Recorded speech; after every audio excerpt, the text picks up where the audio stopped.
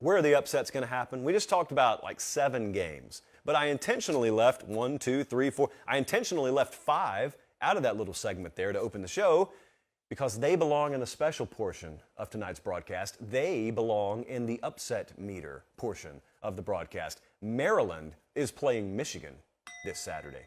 You have not seen Michigan face anything with so much as a pulse so far this year.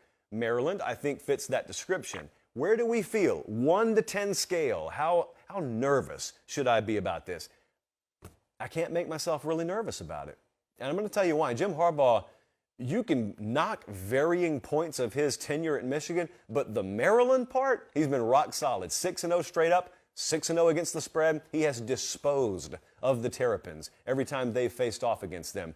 Also, the Michigan defense, I have a feeling about, and I know that you've listened to me talk about this, I feel that they're fine. I felt that they were more than adequately replaced their losses last year in the aggregate. But if you wanted to argue against that, you could say, yeah, they haven't really been pressed this year yet. Okay. Will Maryland do it? Are you trying to sell me on Maryland? I'm just having an argument with myself at this point. Are they, the Terrapins, are they the team that can press Michigan? Maybe so. Here's the difference in this year's Michigan team and why I'm putting a 3 and no more on this, even though the line is 17. I am a 3 on the upset alert meter here because unlike varying points of last year and the year before, even if Maryland's in this game, Michigan will have no problem trading points, and eventually, when the time comes, they'll have no problem pulling away. And so I just don't have that much concern about the game. And of course, these are the kind of sound bites that are thrown back in my face when upsets do happen. But that's fine. I'm willing to play that game. Just as long as you're willing to be here, Maryland fan, if you get beat 42-17 this Saturday. So that's a 3 for me. I'll bump it up 1 peg on the upset alert meter for the next game because we got to talk about Wisconsin, Ohio State. This one's a 4 for me. I've heard a lot of people talk about this game this week. I did a couple of radio hits about this game this week, and every time people asked if Wisconsin is capable of carrying out the Notre Dame blueprint. And I keep looking at them in a very confused manner because I am convinced a majority of the country has forgotten Ohio State won the game by 11 points, guys. What is the Notre Dame blueprint? Lose by double digits? The Notre Dame blueprint, I understand what they're trying to say. The Notre Dame blueprint is limit Ohio State offensively. And what? And what? You know what Notre Dame couldn't do? Score. You know what Wisconsin may not be able to do Saturday? Score. And I know what Ohio State's eventually going to do. I mean, even if you limit them every bit as much offensively as Notre Dame did, do you have enough to outscore them? And when I go back and I watch that Washington State game, which is Wisconsin's loss so far this year, did they shoot themselves in the foot a ton? Sure they did. Ton of penalties, turnovers, yeah. Well, that was in the friendly confines of Camp Randall. So you go on the road now. What am I supposed to expect Wisconsin to live up to the theme that I talked about earlier in the week? Remember, I said week 4 is normally one of the last times of a college football season where a team gives you a performance that they were always capable of, they just hadn't shown yet. Hey, that's why we're talking about the game. That's why it's a 4 on the 1 to 10 scale of the upset alert meter, because, yeah, that's in the cards. There is a performance that Wisconsin has in them collectively that has them hanging right in this game. And they run the ball effectively and they limit possessions and they defensively force some turnovers. Yeah, all that's there.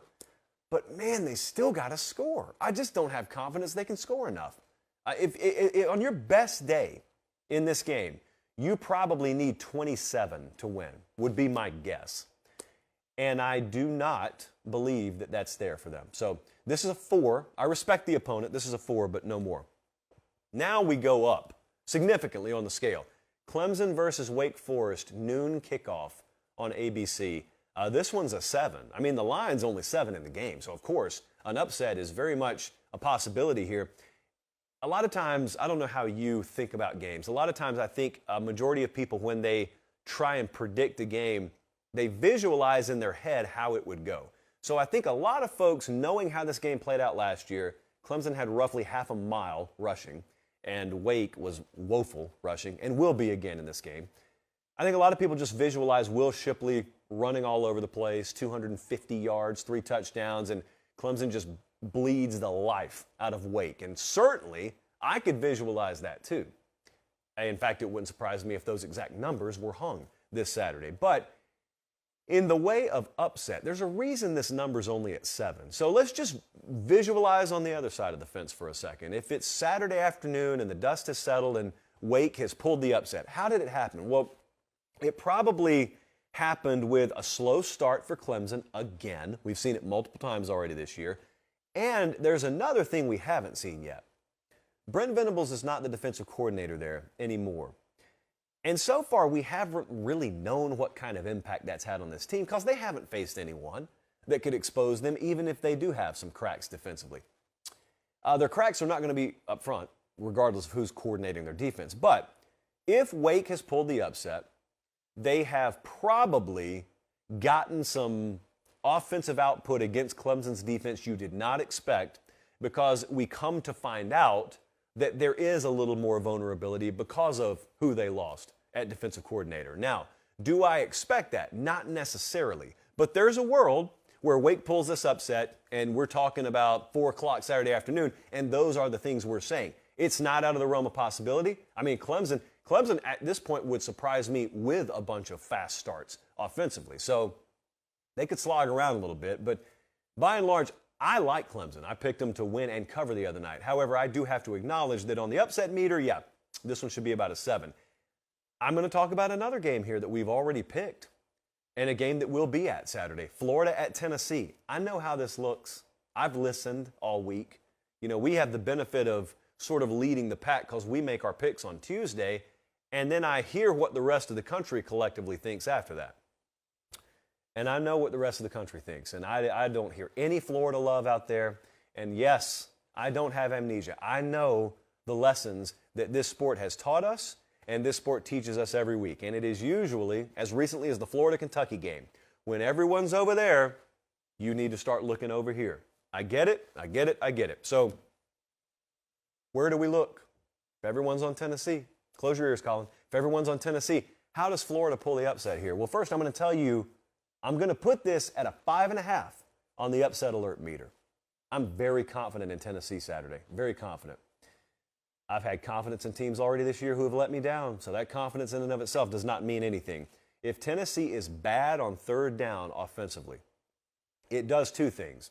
The first is obvious. It limits their ability to score, but the other thing is it neuters what could be their biggest edge in this game, and that is tempo, and that is wearing Florida down. Well, if you can't extend drives, you're not on the field enough to where that matters. And then especially if I'm able to couple that first thing with Florida's ground game taking over, like I think it's capable of doing at some point this year, and not only ground game, but them properly utilizing their running backs, not just on the ground, but if they really weaponize that running back stable and they get Tennessee off the field on third down and their secondary is good enough to do it, Ventrell Miller and that linebacking core, a question mark because he's not playing, but their secondary at Florida is good enough to do it. If those things happen, this is a game in the fourth quarter. And if it's a game in the fourth quarter, then all this talk goes out the window, if it didn't already. And I am not so blind as to ignore that out of the past 17 times these teams have played, Florida's taken the win home 16 of those 17 times. So even though I think a good day is in store for Tennessee, 5.5 on the upset alert meter. One more way out west in Pullman, Washington. Oregon is favored by 6.5. They're going to Washington State. Hey, how about Bo Nix? Boy, his former team, Struggle Bus City at quarterback. Not Bo Nix. Kenny Dillingham, offensive coordinator, got that offense humming out there in Eugene. Now they go on the road. And you might ask yourself again, if Oregon looks so good outside of that Georgia pasting, which they would have done to almost anyone, outside of that game, if Oregon looks so good, why is this line as low as it is? Well, the road matters in college football, first off. Secondly, Washington State's got a pretty decent quarterback of their own. Thirdly, let me go back to point 1. I don't know if you keep track of such things, but it has been since 2010 when we've seen Oregon win a game in Pullman by more than 1 possession. The only exception is 2020 when they didn't allow a crowd in there. So outside of the COVID year, it has been a big struggle. It has been a grinder of a game anytime Oregon's gone in there, and they've had some really good teams over that stretch, and Washington State's had some really terrible teams over that stretch. It's just a hard place to go. And this Washington State defense is very disruptive. They've forced a ton of sacks. They have the ability to force turnovers. So the upset meter, I've got this one at a 7. It's because we're already on Washington State plus the points. And so if I'm going to be on them plus 6, I mean, yeah, I've got to selfishly hope that that's in the cards. Now, I know over on duckterritory.com that's not what they want to hear, but this is the real world out here. So we got to be real with ourselves. I'm going to put it in the 6 to 7 range on the upset alert meter. I have found that it's a lot safer for us to just put the number a little bit higher on the upset alert meter and then the upset not happen than it is for us to put the number low and the upset does happen, because those are the sound bites that never leave you. Thanks for watching, guys. Don't leave yet. Don't leave yet. Make sure you like the video and please subscribe to the channel. Not just for me, that's how we keep this entire thing free.